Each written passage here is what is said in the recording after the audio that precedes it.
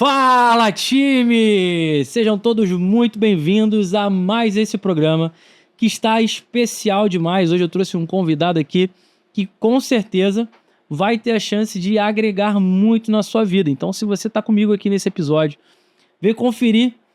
Eu tenho certeza que você não vai se decepcionar. Então, eu já quero te convidar a ir curtindo esse vídeo. Não deixa para curtir no final, porque você já sabe que aqui no Fala Time Podcast você não vai se decepcionar. Então já curte esse vídeo, já comenta e já compartilha, porque hoje nós vamos falar de assuntos interessantíssimos. Eu quero saudar o meu amigo Renato Dias. Seja muito bem-vindo, meu amigo. Obrigado, Marvin.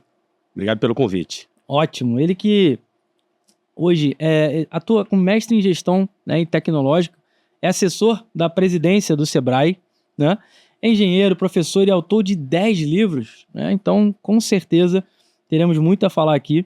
Ele fala sobre temas como empreendedorismo, liderança, desenvolvimento local, né, Renato? Exato. Economia azul, né? E também atua como professor do INSPER, né? O currículo dele é vasto, é grande.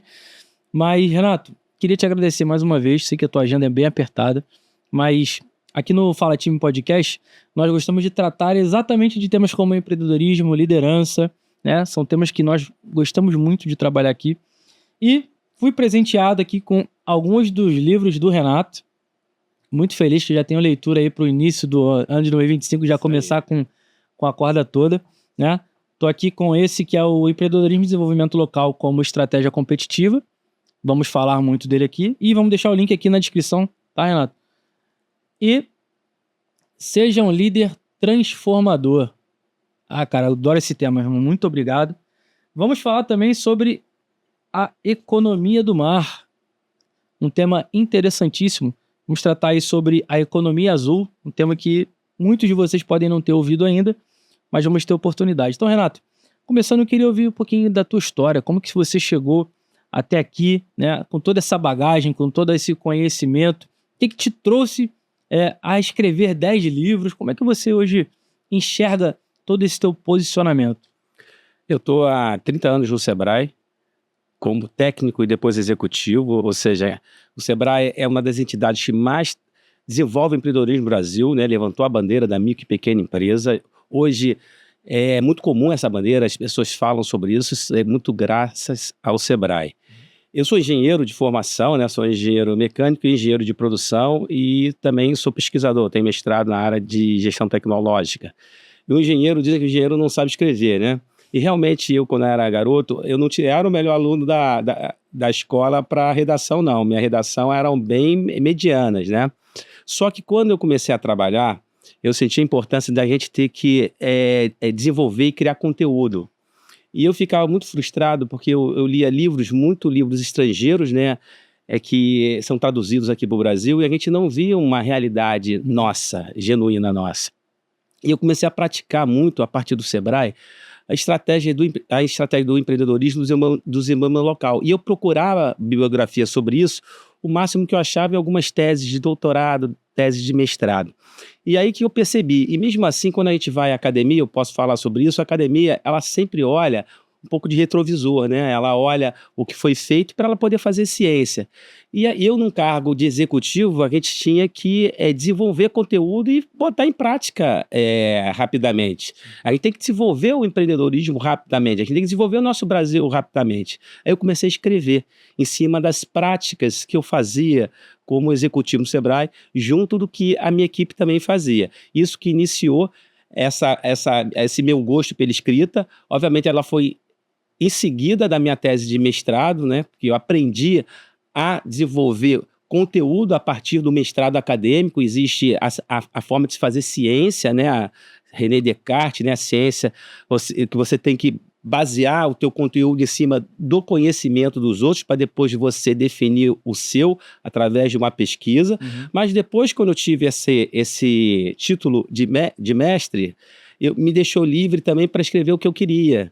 Porque até para a academia me olhar, respeitar, né? A gente tem que tirar, a gente tem que estudar, a gente tem que tirar títulos até para a gente poder conversar com todos os representantes da sociedade, Sim. seja a iniciativa privada, seja o governo e seja a academia, os cientistas. E aí isso me deixou muito tranquilo para começar a escrever e eu peguei o gosto. Eu, como engenheiro, como eu falei, não era uma pessoa que escrevia bem, passei a virar um escritor, ou seja, eu quebrei uma barreira que era minha, que me travava. E que muitas pessoas podem estar ouvindo a gente, podem ter essa barreira, mas você só consegue quebrar ela se você iniciar, se der o primeiro passo. E eu dei esse primeiro passo. Nunca imaginei ser escritor, nunca imaginei ter 10 livros escritos. Caramba, bom demais. E hoje você inicia esse projeto, né, como escritor, falando de um tema que com certeza já deve ter ajudado muitas pessoas, né? Porque o empreendedorismo e desenvolvimento local, a gente estava falando sobre isso. Principalmente ali no período pós-pandêmico, a gente percebe que as pessoas em comunidade se ajudaram de forma mútua, tiveram desenvolvimento dos seus bairros, subbairros e micro-regiões, né? E aí você já lança esse livro. Em que ano que ele foi lançado? Você lembra? Eu lancei esse livro no ano retrasado, de 2021. Uhum. E hoje, tratando basicamente desse tema, né? Como essa estratégia competitiva, desenvolvimento local como estratégia competitiva. Qual o cerne que você buscou trazer para o foco desse livro? O cerne, eu sempre acreditei no desenvolvimento local. Sim. Mas a gente pode observar, se você pegar os últimos 30 anos, 20, 30 anos, que as cadeias produtivas são as cadeias produtivas globais, né? Para a gente desenvolver e ser bem-sucedido, nós temos que ser grande empresa e temos que ter vários elos dessa cadeia produtiva, não só no nosso país, de repente na China, no Japão, na Europa, etc. Então são cadeias produtivas estendidas, né? Só que aconteceu o seguinte, após a pandemia, houveram quebras de cadeias produtivas. Faltaram produtos no mundo inteiro. Máscara, vocês lembram, todos vocês, que máscaras que a gente usou inicialmente foram feitas de pano. Sim, foi. O pessoal da área têxtil que salvou a gente das confecções. Nós não tínhamos essas máscaras cirúrgicas, essas máscaras ligadas ao setor de saúde. Verdade. Isso aconteceu no Brasil, mas aconteceu na França também. Aconteceu em vários países do mundo. Então percebeu-se que vários produtos e serviços essenciais para a sociedade eram produzidos fora daquele país, do nosso e dos outros países que sofreram essa crise da pandemia. E aí tem uma reviravolta no que diz respeito a olhar o desenvolvimento local. Por quê? Porque foi através do local, do empreendimento local, que a gente conseguiu sobreviver na pandemia, né?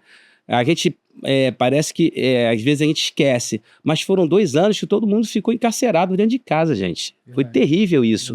E os jovens, principalmente, sofreram muito. E a gente consumia os nossos produtos e serviços em empreendimentos próximos da nossa casa, nos supermercados, nas farmácias, nas pizzarias, ou seja, através do delivery. E aí onde que cresceu muito a questão do digital. As pessoas que não tinham essa habilidade com o digital passaram a ter, deixou de ser uma questão geracional. Sim. Então a pandemia, ela quebra essa visão só de cadeia produtivas alongadas, ela empodera o local e vem também, apresenta essa tendência de você também trabalhar onde você mora, que aí vem a questão do home office. E aí começa a ter alguns movimentos globais, tem um arquiteto chamado Carlos Moreno, um catalão, que ele diz assim, cidade em 15 minutos. A tendência é que a gente faça tudo na nossa vida em 15 minutos da nossa casa, seja de hospital, escola, trabalho e tudo. Então é uma tendência global e que ela ampliou ainda mais depois da pandemia por causa dos conflitos mundiais. O conflito, principalmente esse último conflito, o conflito da guerra da Ucrânia com a Rússia. Por quê? Porque quando teve a guerra, a Rússia ameaçou o quê? Cortar o gás da Europa. Ou seja, países que achavam que todos eram amigos entre si, perceberam que estavam na mão de repente, de países que também não eram tão alinhados assim. Então, quando essa questão da guerra também provocou com que você analise cadeias produtivas a partir de países que sejam amigáveis a você. Então, não é produzir em qualquer lugar também, porque nem tudo você vai produzir no seu país, tá, gente? Não adianta a gente querer produzir tudo no Brasil, que a gente não vai ter toda a mão de obra suficiente e a gente não vai ter toda a tecnologia suficiente. Mas quando produzir, tem que produzir na elos de cadeia produtiva em países que são geopoliticamente amigáveis. Isso está acontecendo com os Estados Unidos. várias cadeias produtivas estão voltando para os Estados Unidos. A França está fazendo isso, a própria China já fazia, que hoje é o país que tem maior industrialização.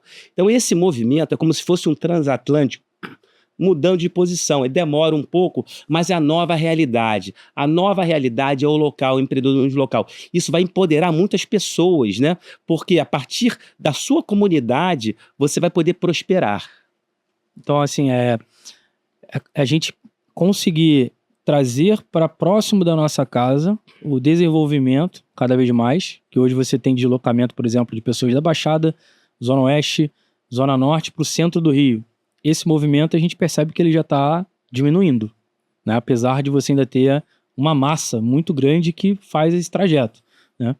Mas pós-pandemia a ideia realmente é que o desenvolvimento local tenha aumentado e essas pessoas consigam realmente fazer as suas atividades mais próximo da sua casa, seria isso? Claro, exato. É você fazer uma conta simples. Se você pegar uma pessoa, vamos supor, que more lá em Nova Iguaçu e ela tem que trabalhar no centro, cara, ela demora para ir pelo menos 2 horas, 2 horas e meia, para voltar 2 horas, 2 horas e meia. Se você somar, dão 4 a 5 horas dentro de um ônibus, de um trem ou do próprio carro. Sim. Isso é uma perda de produtividade terrível. Sim. Isso também acaba com o emocional da pessoa, da produtividade dela no dia a dia dela, né? Uhum. A gente, para ser produtivo, a gente tem que estar disposto, a gente tem que ter tempo também para lidar para oferecer nosso tempo para nossa família e resolver nossos problemas também pessoais. Então, isso com a sua observação, Marco, é um exemplo do que a perda de produtividade e o que faz sentido a gente fazer a produção local. E a gente tem que trazer a indústria, a gente tem que trazer os empreendimentos, o comércio, o serviço para próximo da nossa localidade. Uhum. E a tecnologia ajuda muito isso, né? A gente estava conversando anteriormente na nossa entrevista sobre o home office. Sim. O home office, gente, antes da pandemia, assim, quem fazia home office, isso aí era o cara que não gostava muito de trabalhar, o pessoal na empresa fazia uma gracinha. E o home office virou uma grande oportunidade de trabalho e de produtividade. Uhum. Obviamente, a pessoa que trabalha no home office, ela tem que ter uma disciplina, né? E ela tem que ter um local apropriado também dentro da casa dela para poder trabalhar. Sim. Mas, realmente, é uma mudança fantástica, revolucionária do ponto de vista de trabalho e de oportunidade de prosperar, de trabalhar, de oferecer o serviço. Uhum. E uma oportunidade de você ser empreendedor dentro da própria casa. E a pandemia, ela foi um marco, assim, negativo, óbvio, né? Por todo o mal que trouxe, mas que preparou, acho que, o país para uma inserção competitiva tecnológica muito grande. Porque o Brasil estava muito afastado dessa realidade, dessa tendência. Você via, por exemplo, grandes multinacionais que já tinham como habitual ali no seu dia a dia o uso da chamada de vídeo. Perfeito. Só que o cara estava lá na América, ou enfim, em outros países, falando muitas vezes em inglês, e poucos profissionais aqui usavam essa tendência. E hoje, para mim, por exemplo, trabalho com marketing, eu atendo o Brasil inteiro, o cara nunca me viu pessoalmente muitas vezes, né? Exatamente. A pandemia, ela adiantou a digitalização e automação em 10 anos da sociedade, tá? Ela foi um mal terrível, ela ceifou vidas, mas a gente tem que sempre analisar e tentar tirar algum proveito até da desgraça, tá? Sim. Então, um dos proveitos, assim, o único proveito que eu colocaria, o único proveito seria essa questão de todo mundo se automatizar e se digitalizar.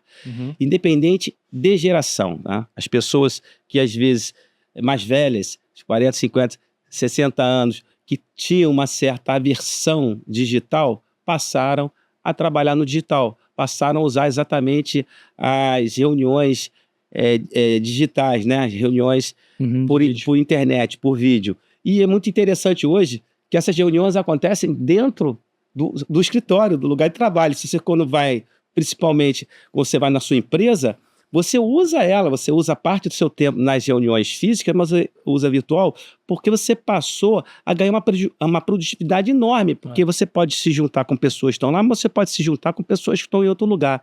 Isso é fantástico, isso deu grande ganho de produtividade realmente à nossa sociedade. Verdade. E até você fala no livro sobre cadeias produtivas, rede, cluster, né? aqui na página 54, falando sobre redes, né? Ainda mais sobre acesso, né? Trazendo essa conexão. Muitas pessoas começaram a ter acesso a oportunidades a partir desse momento, porque não se conheciam até mesmo os perfis de vaga que aquela pessoa teria acesso se não tivesse, por exemplo, sendo disseminado essa cultura do home office, né? Muitas pessoas sabem aproveitar isso. Nessa cadeia do desenvolvimento local, você enxerga que a pessoa que não tinha oportunidade, ela acaba tendo a chance de ter mais oportunidade de acessar essas possíveis vagas, porque o seu parceiro ali local está desenvolvendo o negócio, ou muitas vezes vem pessoas de outras regiões para atender esse empreendedor local ali, né? A oportunidade para você criar vagas locais e as pessoas aproveitarem não só para empreender, como para ocupar essas vagas, ela melhorou muito, aumentou muito, isso aí, essas possibilidades. Certo. Até porque esse movimento do bairro, né, o empoderamento das comunidades, ela foi fantástica. Tiveram pessoas, gente, que compraram freezer e vendiam cerveja e Coca-Cola, e a casa passou a ser um ponto de distribuição. Sim. Então, as pessoas experimentaram isso durante a pandemia, porque não tinha outra alternativa. Muita gente perdeu emprego nesse período. E condomínios viraram verdadeiras empresas de autoconsumo entre os moradores. Isso foi excelente, tá? Do ponto de vista de oportunidade. Isso é um caminho sem volta, porque isso dá praticidade. Isso gera qualidade de vida também de você ficar próximo à sua casa, como a gente falou anteriormente. Sim. Então, respondendo a sua pergunta, você está certo, a questão do local, da oportunidade de se empregar na proximidade, ela realmente aumentou muito. Mas você tem que ter conhecimento, você tem que ler, você tem que estudar. Esse papo de empresa de garagem modelo americano não existe, tá? Não existe, tá? O pessoal usa um isso exemplo. É um romantismo absurdo. Um cara que deu certo isso é fez absurdo. isso. Não existe isso aí.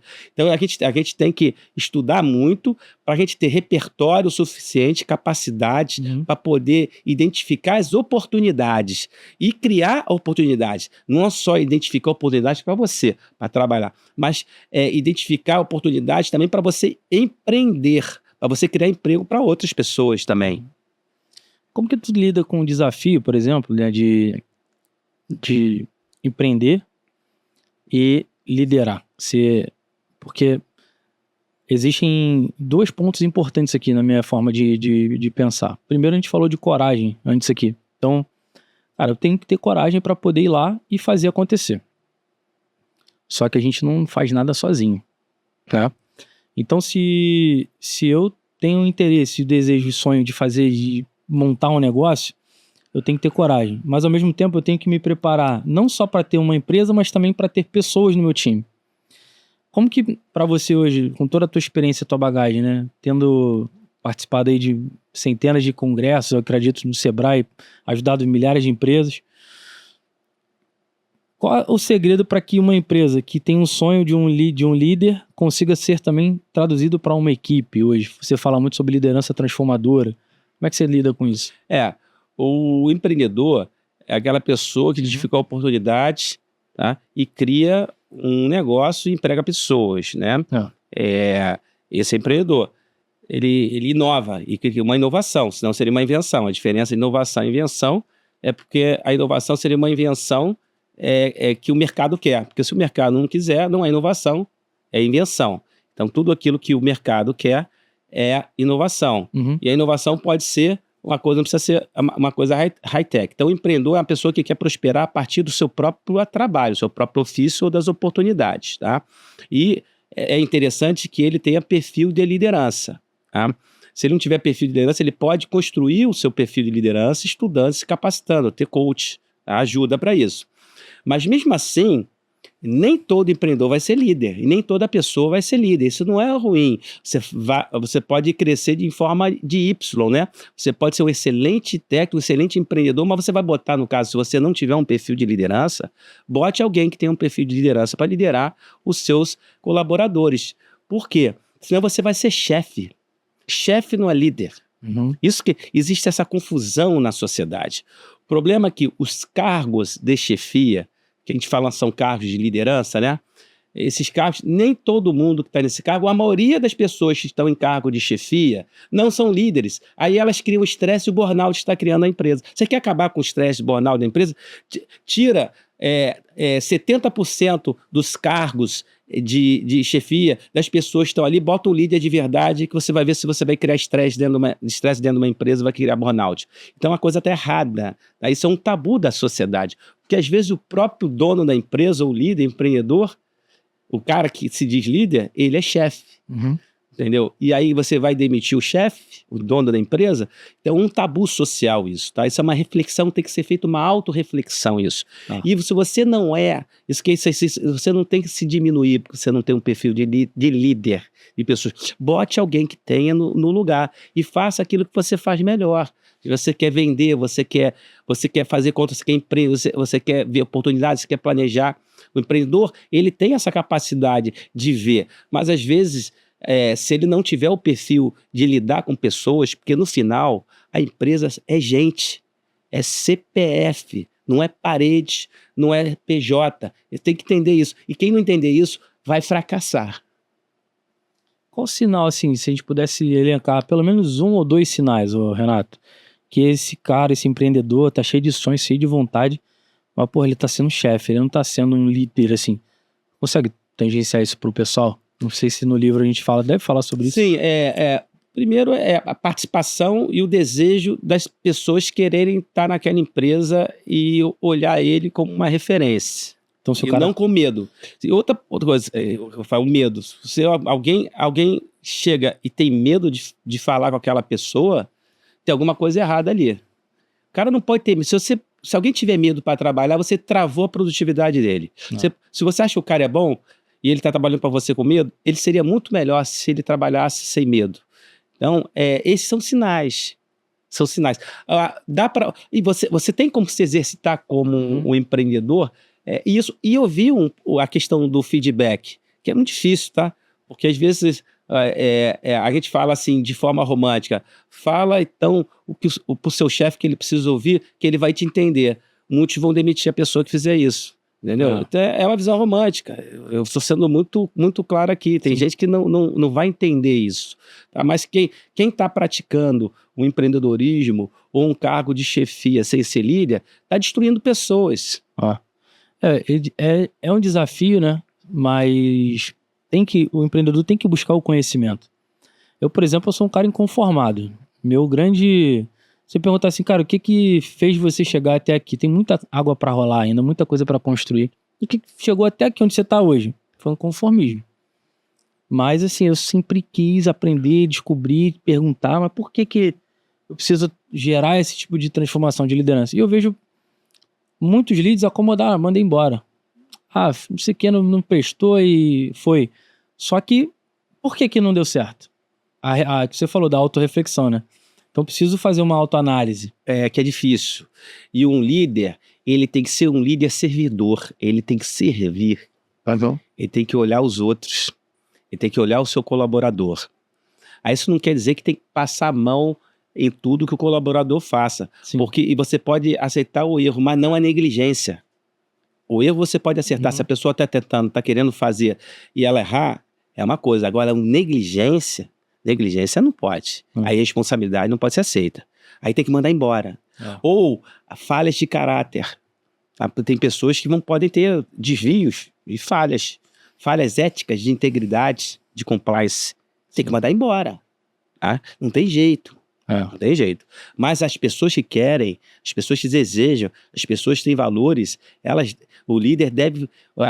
Se ele quer ser líder, ele vai fazer aquelas pessoas crescerem e prosperarem. E o resultado daquelas pessoas vai ser o que ele vai ver de melhor no resultado para ele, como pessoa, como propósito, e que vai gerar, consequentemente, uma empresa com melhores resultados e com clientes felizes. Porque no final, quem vai lidar com os clientes e quem vai botar dinheiro no bolso da empresa são os colaboradores. E tu falou um negócio interessante do crescimento em Y, né? eu sempre fui muito relutante à sociedade, por exemplo, né? E hoje, no momento atual aqui do meu negócio, eu olho para outros negócios com um perfil similar ao meu, de amigos que resolveram ter sócios, né? E cada sócio com a sua responsabilidade deixa muito mais leve, né, o teu rojão ali de carregar toda a responsabilidade, de ter que ser o líder, Então você vai, com o passar do tempo, percebendo que, cara, talvez a sociedade pudesse ser uma estratégia. Mas aí, como que a gente resolve isso? Você falou cara, às vezes você não tem um perfil técnico, mas tem um perfil de líder. Às vezes você não tem um perfil de líder, mas tem um perfil... Enfim, então dá pra gente contar com essa liderança de uma pessoa que não é sócio seu, mas que é falando de uma micro, pequena e média empresa, né? Mas que é um cara que tu contratou e tu confia, é um controller, é um gestor, é um gerente... Ou não, eu tenho que fazer um trabalho com um cargo específico? Como é que seria isso? Não, você tem que contar com essas pessoas que elas, inclusive, todos dentro de uma empresa podem em algum momento assumir a função de liderança acima do próprio empreendedor da empresa. Porque se ele for o maior conhecedor naquele assunto, especificamente naquela decisão, ele é o melhor para se tomar decisão. E aí os outros todos acatam, porque ele vai ver coisas pela capacidade dele que os outros não vão ver. E reconhecer isso, que a liderança ela é flexível, tá? E ela pode ser transitória, e um líder de uma empresa reconhecer isso, que em alguns momentos ele vai ser líder, outras vezes não. Isso seria a melhor forma de você gerir uma empresa. Só que é difícil, porque o líder, até o próprio líder, o cara que assume e tem perfil de líder, ele tem a mosca da vaidade também. Ela também pica ele. E aí é muito difícil, porque você, quando com a da vaidade do poder, as pessoas entenderem que delegar poder não deixa ela fragilizada. É muito difícil, tá? Você, como empreendedor, e qualquer um que está ouvindo a gente, tem que ter alguém sempre do lado dizendo assim, olha, já está passando. Porque a vaidade, cara, ela consome a gente. Se você pegar aquela pirâmide do Maslow, né? Na administração, né, essas necessidades básicas, fisiológicas, né, depois a de segurança, aí depois, no final, você vai ter a questão da autoestima e onde vai ter o poder, cara. O poder é uma sensação muito mais forte do que o do dinheiro.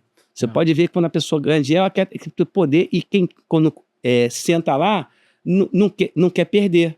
Não quer sair nunca mais de lá. Então a gente tem que tomar muito cuidado com isso, porque as pessoas, até boas, bem intencionadas, elas acabam, com o tempo, se consumindo com o poder. Então você tem que tentar se autoavaliar e ter cercado de pessoas que vão te falar, e vão te avisar. E tomar muito cuidado, que as pessoas ficam te elogiando demais, porque elas querem exatamente formar corte. Que você tenha poder, você fique cego, você vai ficar míope e elas vão ficar em volta de você, manipulando o resto. Acabou a empresa, tá? Porque o propósito da empresa, isso é um dos maiores motivos de quebra de empreendimento, seja pequeno, seja grande. Você começa a crescer bonitinho, tem os pilares. Aí você começa a ser bem sucedido, todo mundo vira seu amigo, claro, né? Aí você começa a ficar badalado, tira foto e tal. Aí no final, a base da empresa que fez você crescer, você esqueceu. Você começa a alimentar o seu ego. Só que o seu ego não foi o que fez a empresa crescer.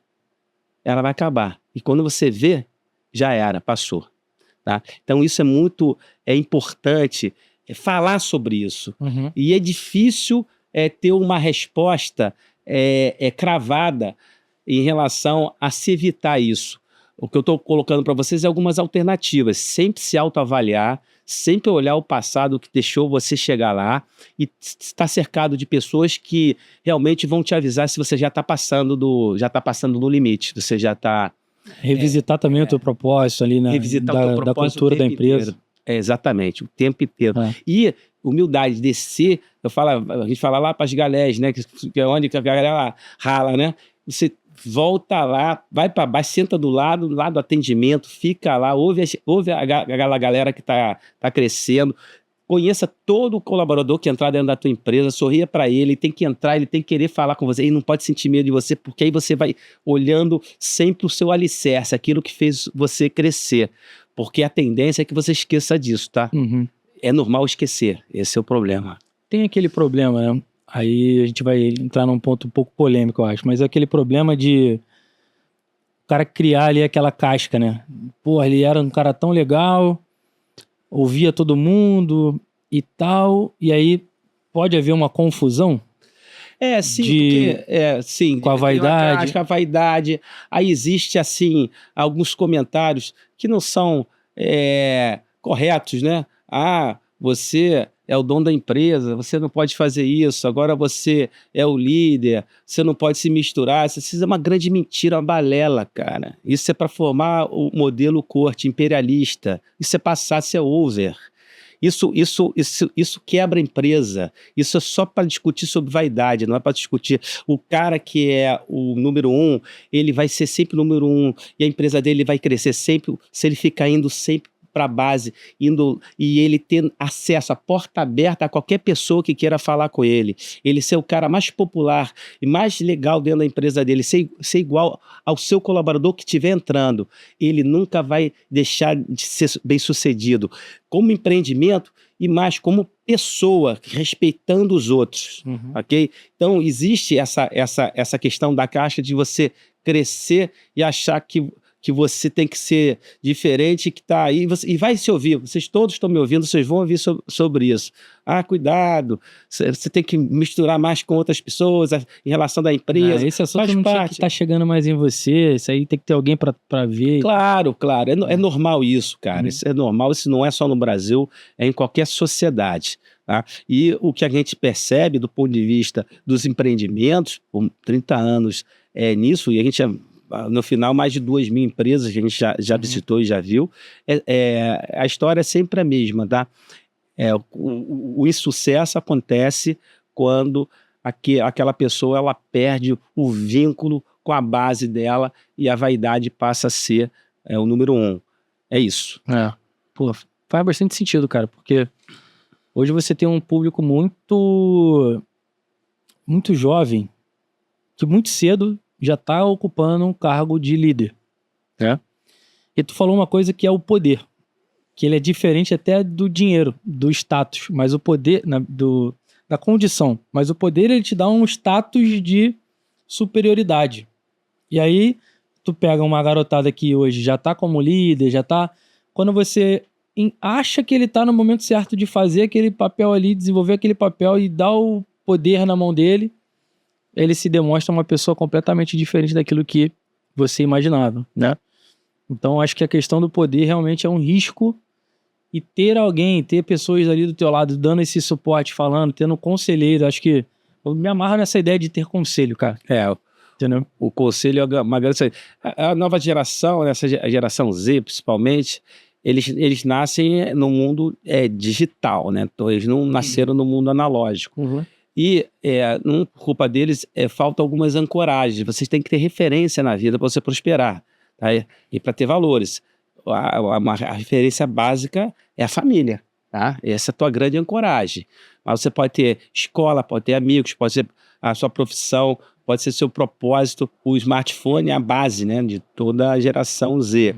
E você recebe no smartphone só aquilo que você consome mais no seu grupo. Então você passa a ter só uma visão de um lado, você não tem a visão de outro lado. Você percebe hoje como que o mundo está muito binário, né? Sim, não, tá certo, tá errado, direita ou esquerda. Isso é incorreto. Porque eu falo, mais uma vez, do ponto de vista da matemática, entre 1 e 2 existem quantos números? É infinito. É 1,000100, pode botar infinito zero. Então, entre 1 e 2 tem várias possibilidades.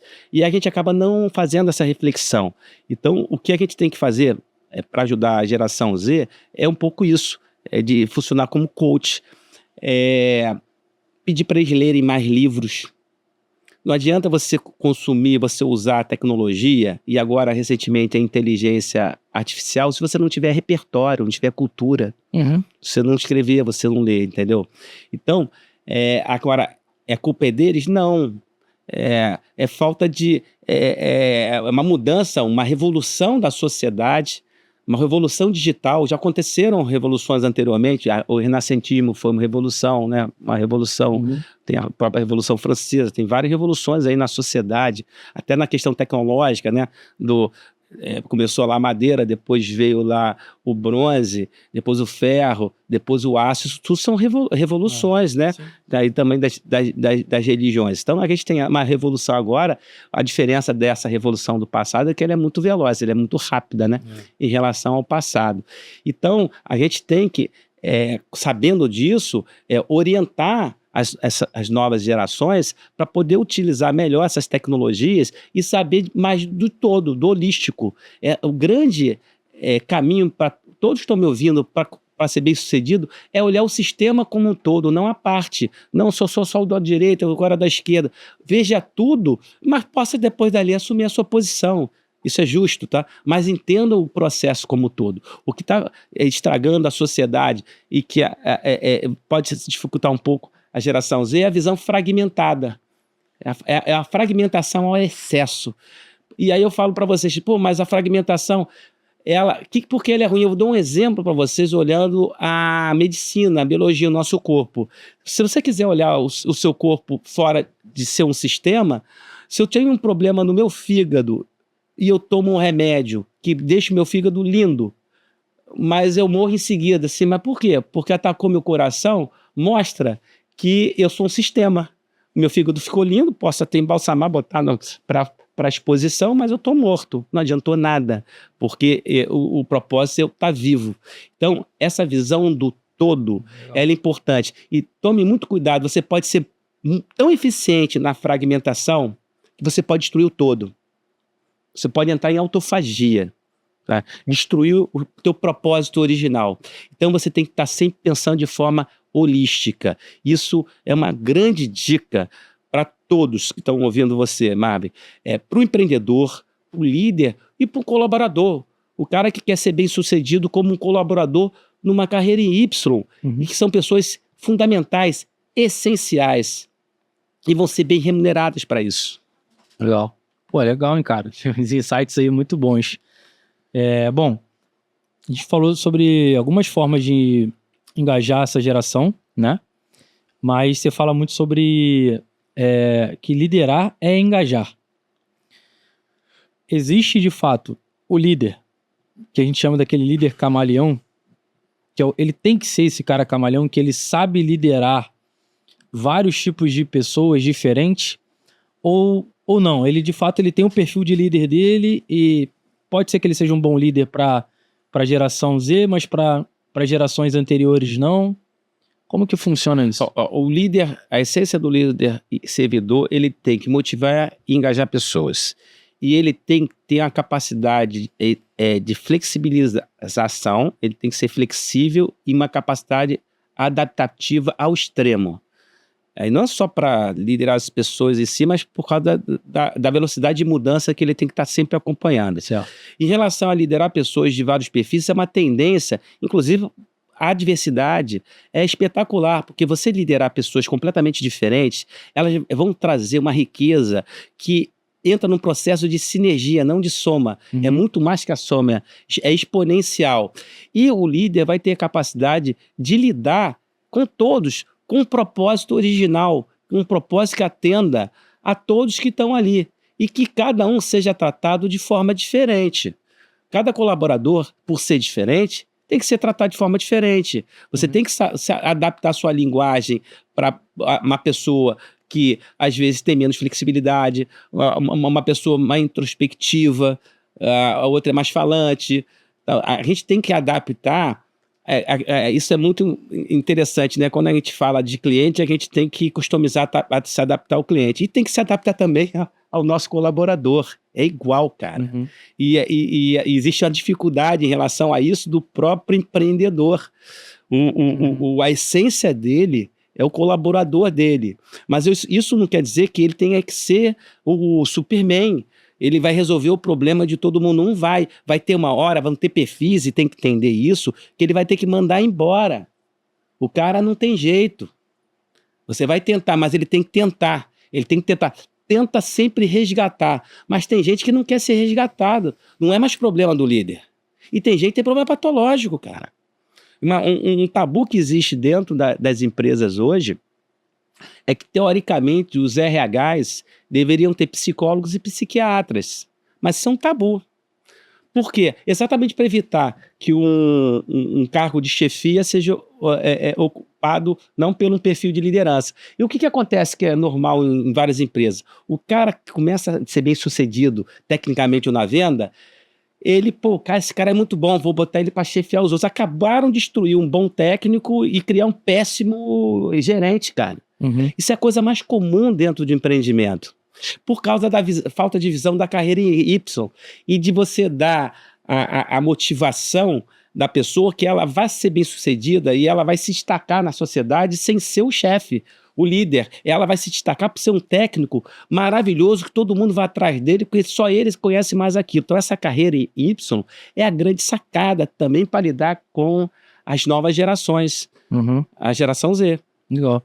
Tu falou um negócio interessante que isso acontecia muito comigo na época da engenharia, onde tinha um técnico excelente, o cara era muito bom tecnicamente, começava a se desenvolver, aumentava o relacionamento dele com o cliente dele estava sempre satisfeito, porque ele fazia uma boa entrega. E aí pegavam esse cara e botavam ele para ser supervisor. E aí o cara se afundava. Aí o que acontecia? Não podiam botar ele como técnico, o cara tinha que muitas vezes ser até desligado. Né? Você acha que a experiência, por exemplo, aquele tempo de experiência ali, quanto tempo é um tempo que você acha satisfatório para você medir se uma pessoa ela vai conseguir se desenvolver bem naquela função ali que seja nova para ela? Você já chegou a medir isso? Não existe, é muito heterogêneo isso, não existe um tempo certo. Existem algumas técnicas que você percebe. Você não precisa alçar todo mundo que às vezes se destaca ali por um cargo de liderança automaticamente, sem fazer os devidos testes. Você formar grupos de trabalho e deixar ele como líder. É aí que você vai descobrir se ele vai poder assumir na chefia. Entendi. Que teria que ser um líder. É ali, que ali ele acabou de assumir uma função mesmo por longo espaço de tempo, e às vezes para voltar para trás para ter essa questão que você falou, trabalhista, às vezes tem que desligar até o cara. Tá? A forma de você perceber isso é testando. Que nem a gente não testa o mercado, quando a gente quer lançar agora, é testar aquele colaborador em situações de liderança e colher o feedback dos outros colaboradores. Ouvir equipe é muito importante, equipe, né, cara? Tem que estar com escuta ativa. É a grande sacada da liderança. Eu aprendi, Renato, nos meus estudos, né, nessa trajetória, uma coisa muito importante que eu acho que pode ser um insight, ver o que você acha. Todo empresário, todo líder, não só empresário, mas todo líder, geralmente enfrenta a barreira de novas implementações. Sabe? A pessoa não adere, o time não adere. E aí eu sempre me perguntei, cara, o que faz um time engajar com uma nova ferramenta? O que faz um time aderir a uma nova estratégia? O que faz um time aderir a um novo comando, a um novo norte que você vai entregar? E o que tem funcionado muito comigo? Fazer o time participar desses processos. E nunca fazer em grande escala. Eu tenho 100 contratos. Então vou implementar uma ferramenta, eu já coloco nos 100 de uma vez. Não. Pego uma amostragem, coloco em 5. Depois eu pego outra fatia, 10. E vou crescendo devagarinho. E aí, time, o que vocês estão achando? O que a gente tem que corrigir aqui? Como é que a gente tem que melhorar? Tem dado muito mais certo fazendo dessa forma. Mas eu já apanhei muito com isso, cara. Mas correto. Você traz a construção da estratégia para eles se sentirem donos daquilo. Tá? E se eles se sentindo donos daquilo, eles vão se comprometer e vão fazer de tudo para aquilo dê certo. E se aquilo não der certo, não usa aquela estratégia. Porque nem tudo que é moderno vai dar certo. Vocês entendem? Sim. A gente tem a questão do metaverso, né? Aí vem, aparece. Aí se a gente lembrar do metaverso, ele veio bem antes, hein? Lembra daquele filme Avatar? Ele apareceu lá atrás, esse Avatar já tem mais de 10 anos. Então não quer dizer que não vai dar certo nunca, mas não vai dar certo para tudo. Você entende? Eu tenho que ter isso para dizer que eu sou moderno. Balela. Pode se dar mal. Então, tem que testar, não goela abaixo, tem que testar junto com os seus colaboradores e da forma que você falou, de forma brilhante. E em pequena escala. Se não funcionar... Cara, já sofri muito com isso. E o que eu percebo é o seguinte, isso me gera mais segurança, porque eu tenho mais garantias que as principais pessoas envolvidas estão engajadas com aquilo ali, porque elas também querem ver dar certo, porque elas participaram lá atrás. E o resultado final dessas implementações são muito melhores sucedidos do que como eu tentei fazer algumas vezes. Pessoal, eu tô com uma grande ideia, olha, isso vai ser muito bom para vocês. Eu tenho certeza que vocês vão gostar. E aí vinha com a ideia, com o projeto e todo mundo... Uma semana se passou e... não vai, e a coisa não aconteceu. E a questão do risco de mudança. Tá com uma boa intenção danada, tipo, porra, vai... E o risco de mudança, toda mudança tem risco. Pode dar errado também. Sim. Tudo que a gente acha que vai dar certo, vai dar certo. Então, mas o ser humano, por característica nossa mesmo, ele é conservador, ele quer se manter naquela rotina porque gasta menos, do ponto de vista biológico, menos energia. Famoso do cérebro. Então, a culpa não é nossa, é a nossa energia, que é economizar energia. Mudança exige energia. Então, agora, para ela ser feita e dar certo, ela tem que engajar a pessoa para que essa energia seja concentrada, tá? E que ela se sente participante e dono do processo. Aí ela vai se motivar, engajada, aí ela vai conseguir realizar a mudança, porque ela vai partir para uma coisa melhor para ela, entendeu? Sim. Porque entre ficar também parado para gastar energia e você ir para uma situação melhor, o ser humano quer prosperar, ele quer ir para melhor. Ele é diferente dos outros animais, como você falou, ele é inquieto, se ele tiver a certeza de alguma coisa melhor, ele vai botar energia para ter a coisa melhor em relação à pior. E quando você tem a melhor, você nunca quer voltar para trás, né? Verdade. Então, e tem que ficar uma coisa muito clara, assim, né? É que no meu ponto de vista, o leme do comando do barco está na mão do líder. Então, nem sempre as decisões vão ser confortáveis ou 100% que vai agradar a todos. Né? É igual o pai dentro da casa. Assim eu vejo a minha família. Às vezes a minha filha está cometendo um erro que muitas vezes ela não sabe que aquilo ali vai gerar um problema maior para ela. Ela é uma bebê, tem 1 ano e 7 meses. Então eu falo, filho, agora você não pode fazer isso, né? Então, saber que o leme, o comando do barco, né, tá também na sua mão, você tem as rédeas da situação, é algo muito importante para você não confundir que daqui a pouco você perdeu o comando da sua equipe também, né? O nome disso aí, e que está no processo da liderança, seja o líder transformador, é a liderança situacional, tá? Porque como a gente está acostumado a essa visão binária, graças a Deus, a computação quântica está vindo aí, porque ela não tem nada de binário também.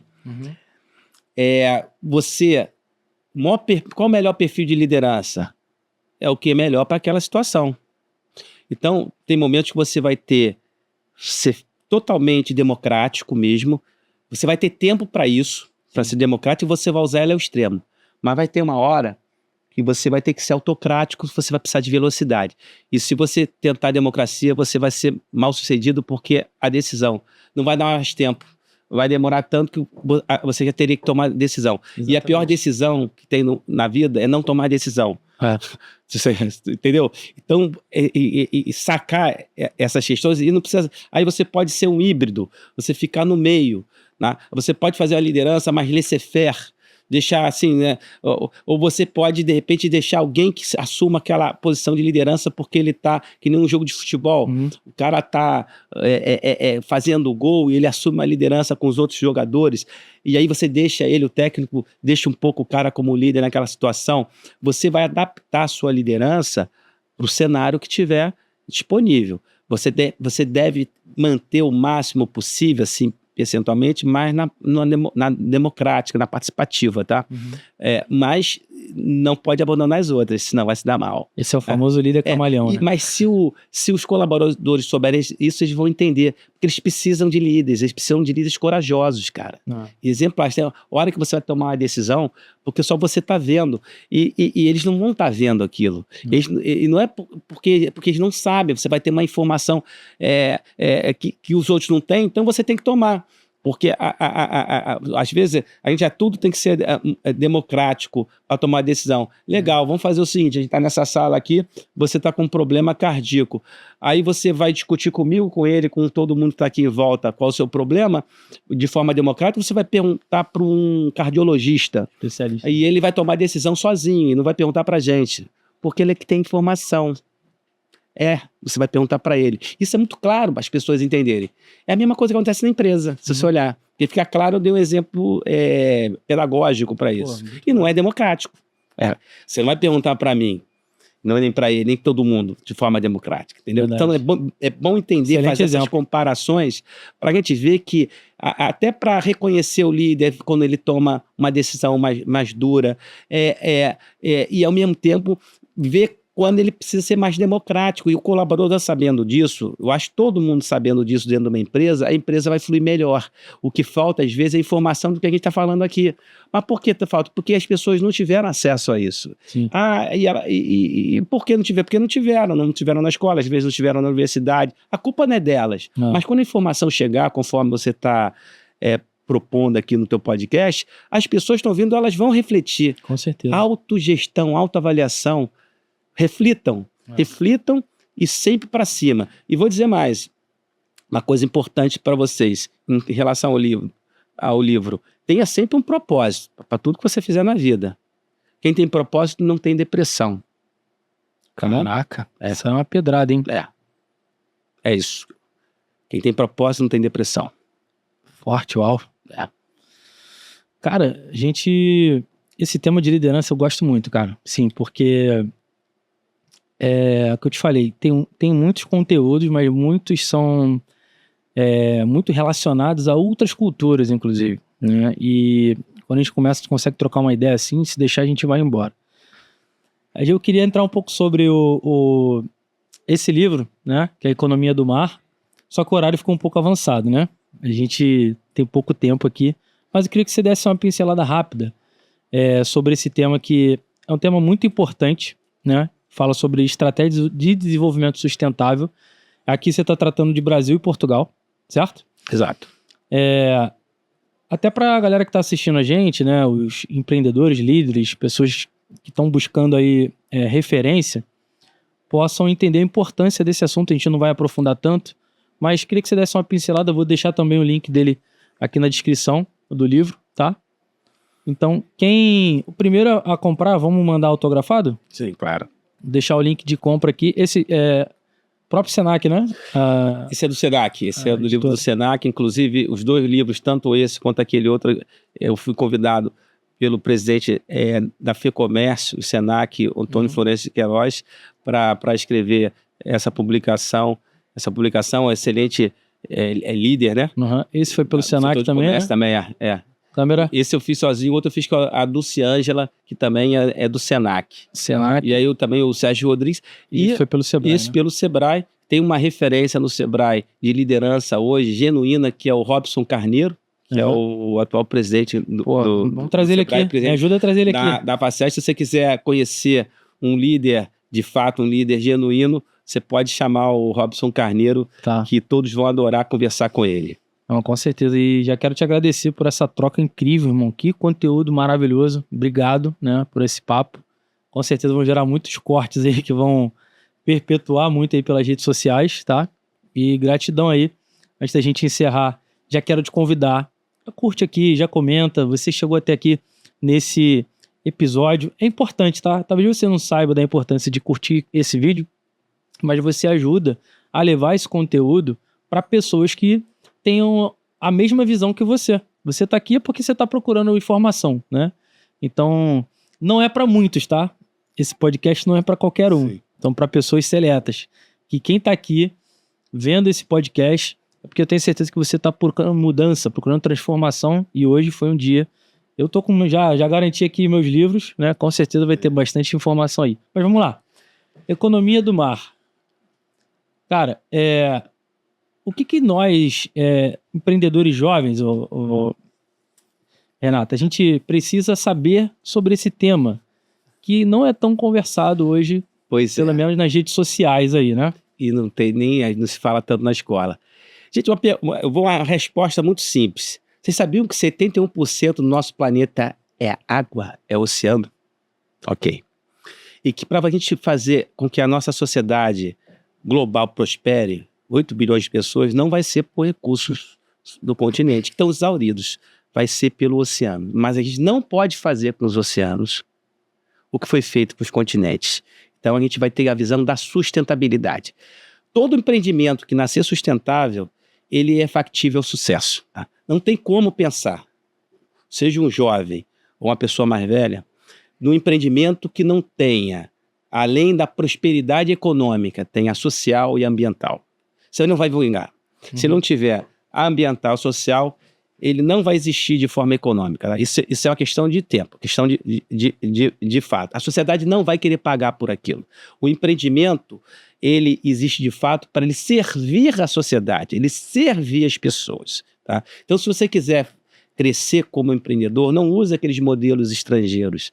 Resolva alguma coisa da sua sociedade para ela prosperar, para ela ter um resultado de emprego e renda e para a gente preservar o meio ambiente. Então, o mar, a gente deve trabalhar usando os seus recursos, seja a pesca, fazendas marinhas, a biotecnologia, a energia offshore, a energia eólica, a portuária, a construção naval, a náutica, o turismo, as praias, a gastronomia do mar. Olha que riqueza! E o Rio de Janeiro é um estado marítimo, é o terceiro maior estado virado para o mar. São 17 estados brasileiros marítimos, tá?